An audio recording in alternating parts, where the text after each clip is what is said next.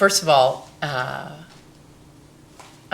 I would say probably to have you call me Khaleesi is probably the most empowering thing. And, it's rare that you find such an instant and solid friend.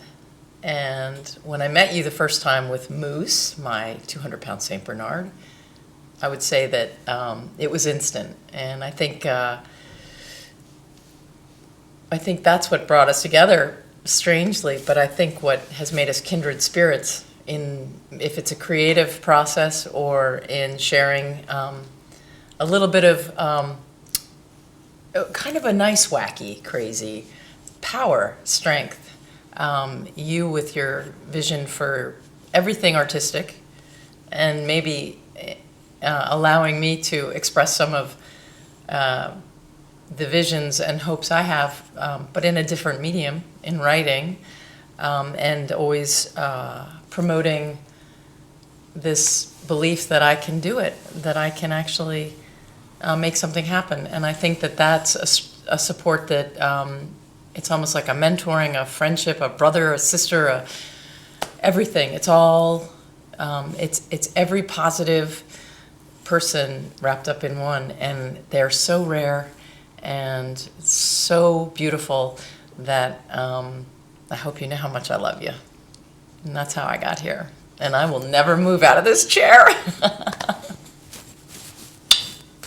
So the latest project, you throw a bunch of things up on the wall, and so this one hit. I think we've got funding for the Decks feature film. Starts a young girl, the protagonist, grows up on fishing boats in Maine. She hears music in everything, in the repetitive sounds of the winches and the engines and the motors, the gulls, the ocean, the waves, the water, and it kind of all comes together for her, and worlds collide in this character. She has this great passion of taking these sounds that no one's ever heard before and layering them, just like in the house music, the layers of sound, the repetitive sounds. And she works her way down from Maine on a tugboat into New York City to try her hand at becoming, a top female DJ in this, again, world of men. So the similarities in the growing up on the fishing boats, a girl in a guy's world, working hard, fails miserably at waitressing while she's trying to get her feet, wet in New York City. And so she goes back to what she knows. She goes up to Hunts Point. She works on the fish market up there, out fillets all the guys, middle of the night. 1 to 5 is when all the great, restaurateurs come in and collect their fish into the restaurants. She works up there. She's embraced by this kind of wacky family.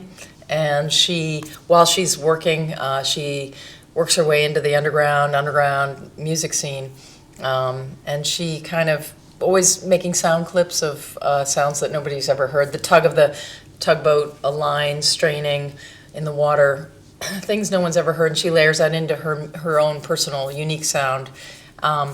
And then she kind of comes in contact with the, moth to the light, and is drawn to this DJ who's on the slippery slope of success, and he's kind of had his sex and drugs and rock and roll scene, and so she meets him. Oh my God, it's like, right, moth to the light.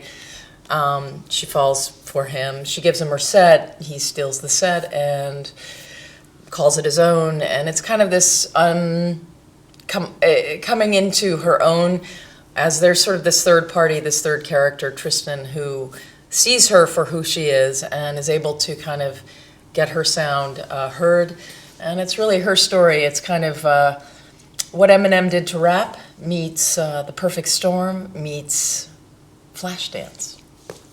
I don't know. And it's the story of Sage. It's called The Decks, as in the decks of the ship to the decks of the DJ's decks. And it's, there's music in everything, and worlds collide in this beautiful young tomboy-like protagonist named Sage. And that's what we're working on.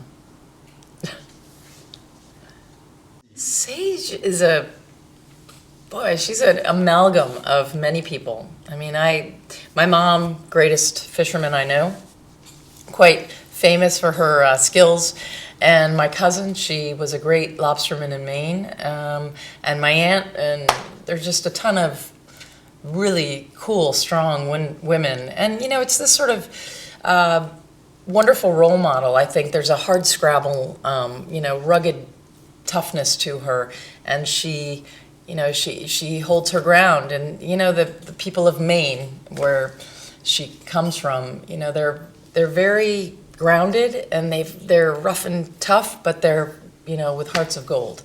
So it's really a beautiful story. We watch her, you know, go through tragedy, and tragedy ensues when she's very young. It's her mother who is the fisherman, and something happens. I'm not going to give it away, but long story short, you know, she's kicked along her way, and with the support of people from Maine, meets the support of this crazy group in Hunts Point, she kind of finds her footing. And yeah, there's bits and pieces of everyone tossed in to Sage. We aim to shoot it this summer, and we're looking, you know, down and dirty, fast and furious. Oh my God, you know, maybe 35 days of shooting. And, you know, New York, Maine, the two settings, and get it done. I spent a lot of time in Maine. Yeah, I spent a lot of time on fishing boats in Maine, yeah. But that's kind of where it all came together for me. And it's a very soulful place. So just moved, I don't know. Lost my dad. That was amazing. Not a sad moment at all. Absolutely beautiful, miss him. But crazy great to be able to be a part of that, where he could listen and hear, and I could sort of paint a picture for him that, speaking of Maine, my mom said, you know, I can't see your dad take his last breath. And I said, okay, Ma, where do you see him? And she said, I see him on the front porch in Maine, on the front porch of the house, and I'm gonna ask him to be, you know, you make sure he's waiting for me there. So I spoke to Dad, and I told him, you know, Mom's coming. She's around the point. She's fishing. She's going to come soon, but she expects you to be waiting for her there on the front porch, looking out over the ocean, the gulls, the osprey. Kids are all around, and we're all there, and she's coming. And so he nodded, and he understood. And Mom came to the hospital and was able to give him a kiss on the forehead and said, now, she always called him Fredo, Alfredo. She said, now, Fredo, you wait for me. I'll be there soon. And he nodded and tried to say her name. And she was able to say goodbye. And we were able to paint that beautiful place on the front porch in Maine, and the sun on his back, as it always was. And she will find him there. So that's where they will spread ashes when they're both gone. When Mom's gone, she said, just put my ashes with his, and phew. So that was a beautiful thing. Not a moment of sadness, really. It was, I think the magic to these moments and experiences are that they're super, super empowering, and to be able to be present for that sounds hokey, but it was super real, and couldn't have ever hoped it any differently or any better. It was perfect. And that I carry with me, so I'm really lucky.